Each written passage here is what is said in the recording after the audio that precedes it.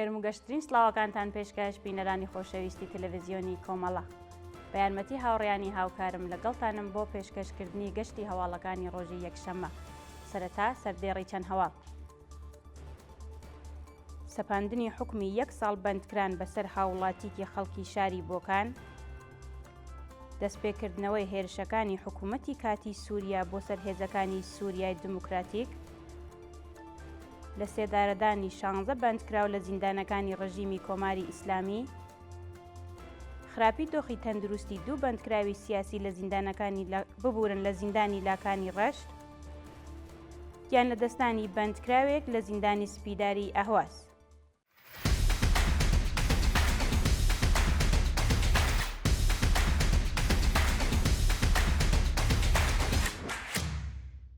سەپاندنی حکمی 1 ساڵ بەندکران بەسەر هاوڵاتیکی خەڵکی شاری بۆکان. بەپێی راپۆرتەکان، هاوڵاتیکی خەڵکی گوندی ئالی کەند سەربەشاری بۆکان لەلایەن دادگای پێداچوونەوەی ڕژیم لەسەر تۆمەتەکانی حکمی 1 ساڵ زیندانی تەعزیری بەسەردا سەپێنرا. ئەو هاوڵاتیە بە ناسناوی زانکۆ محەممەدی ڕۆژی هەینی 10 گەلاوێژی 1404 هەتاوی لەلایەن هێزەکانی ئیدارەی ئیطلاعاتەوە دەست بەسەر و ڕۆژی 25 هەمان مانگ بە دانانی بارمتەی 500 ملیۆنی بە شێوازێکی کاتی ئازاد کرا. بە وتەی سەرچاوەکانی هەواڵ، ناوبراو بە تۆمەتی هاوکاری لەگەڵ یەکێک لە حیزبە کوردیەکان ئەم تۆمەتەی بەسەردا سەپێنراوە و بڕیارە لە مانگانی داهاتوودا بە مەبەستی تێپەڕاندنی حکومەکەی ڕەوانەی بەندیخانەکانی ڕژیم بکرێت. بە ئامانجگرتنی هاوڵاتیانی خەڵکی شاری کۆبانێ لەلایەن ئەرتەشی تورکیاوە. ڕۆژی ڕابردوو جوتیارانی گوندی کورعەلی سەربەشاری کۆبانێ لە ڕۆژاوای کوردستان لەلایەن هێزەکانی ئەرتەشی تورکیاوە کرانە ئامانج. بەپێی راپۆرتەکان، ئەو هاوڵاتیانە کە خەریکەی کۆکردنەوەی بەرهەمی زەیتونەکانیان بوون لەلایەن هێزەکانی ئەرتەشی تورکیاوە کراونەتە ئامانج و لانی کەم 3 کەس کە یەکێکیان منداڵە بریندار بوون. شایانی باسە ئیدارەی خۆبەڕێوەبەری ڕۆژئاوای کوردستان لە بەیاننامەیەکدا سەبارەت بە ئەم هێرشەی دەوڵەتی تورکیا ڕایگەیاندووە کە برینداران پاش گواستنەوەیان بۆ نەخۆشخانە کەوتونەتە ژێر چاودێری پزیشکی و دۆخی تەندروستیان باشە.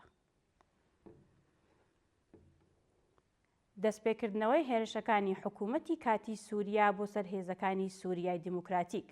ڕۆژی ڕابردوو چەند خاڵێکی سەربازی هێزەکانی سووریای دموکراتیک لەلایەن هێزەکانی ئەرتەشی حکوومەتی کاتی سووریاوە کرایە ئامانج. بەپێی راپۆرتی ناوەندی ڕاگەیاندنی هێزەکانی سووریای دموکراتیک، چەند گوند ناوچەی مەدەنی و خاڵی سەربازی ئەو هێزە لەلایەن هێزەکانی سەر بە حکوومەتی کاتی سووریاوە کراونەتە ئامانج. لە بەردەوامی بەیاننامەکەدا جەخت لەسەر ئەوە کراوەتەوە کە هێزەکانیان لە چوارچێوەی مافی خۆپاراستنی ڕەوادا وەڵامی هێرشەکانیان داوەتەوە و بۆ هێورکردنەوەی دۆخی ناوچەکە هەموو هەوڵێکی خۆیان ئەدەن. لە سێدارەدانی 16 بەندکراو لە زیندانەکانی ڕژیمی کۆماری ئیسلامی. لە ڕۆژانی ڕابردوودا 16 بەندکراو لە زیندانەکانی ڕژیمی کۆماری ئیسلامی بە تۆمەتی کوشتنی بانقەست و پەیوەندیدار بە مادە هۆشبەرەکان لە سێدارە دراون.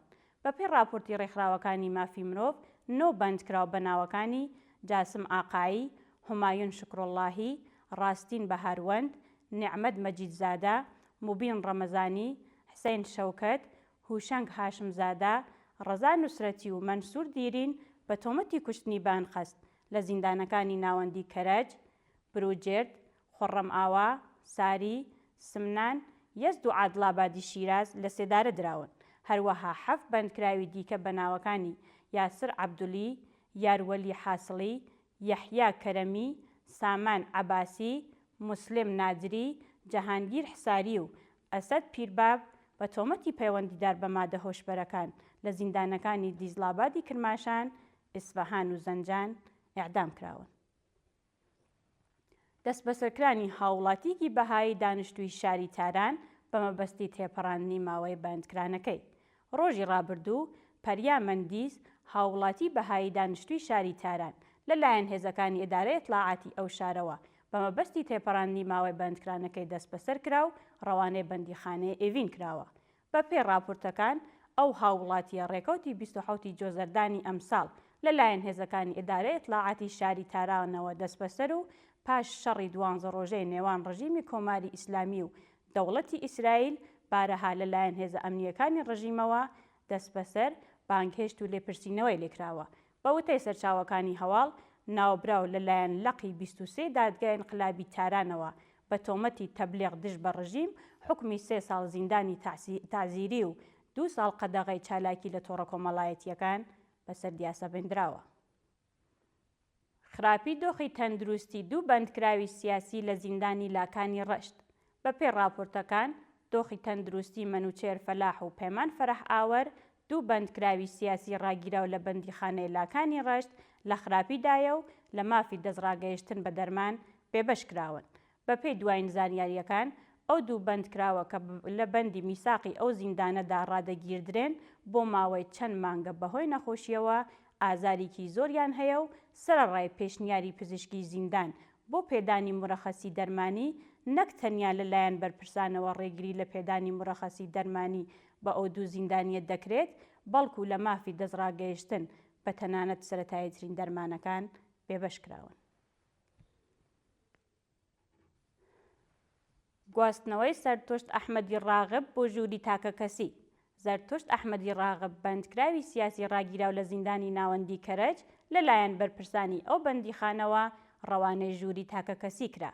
بە وتەی سەرچاوەکانی هەواڵ، ئەو چالاکە مەدەنیە بەهۆی دەربڕینی ناڕەزایەتی دژ بە پێنەدانی مافی پەیوەندی لەگەڵ بنەماڵەکەی بە توندوتیژیکی زۆرەوە ڕەوانەی ژووری تاکەکەسی زیندان کراوە و ئێستا لە دۆخی خراپی تەندروستیدایە.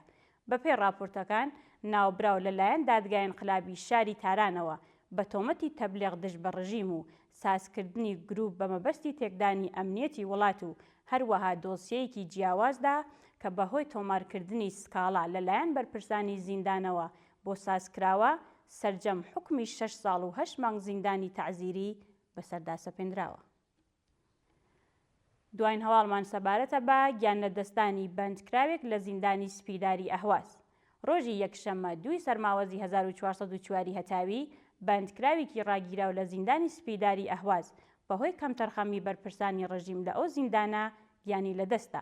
بەپێی راپۆرتەکان، ئەو هاوڵاتیە بە ناسناوی ئەحمەد ناسری تەمەن 35 ساڵ و خەڵکی شاری ئەهواز پاش 1 هەفتە خراپی دۆخی تەندروستی و هەروەها 1 هەفتە لەسەر خۆچوون ڕێگری لە گواستنەوەی بۆ نەخۆشخانە کراوە و سەرڕای ئەم کردەوە نامرۆڤانەی بەرپرسانی ڕژیم بە بنەماڵەکەی ڕاگەیەندراوە کە ڕۆڵەکەیان کۆتایی بە ژیانی خۆی هێناوە کە ئەم هەواڵە لەلایەن هاوبەندیەکانەوە ڕەت کراوەتەوە.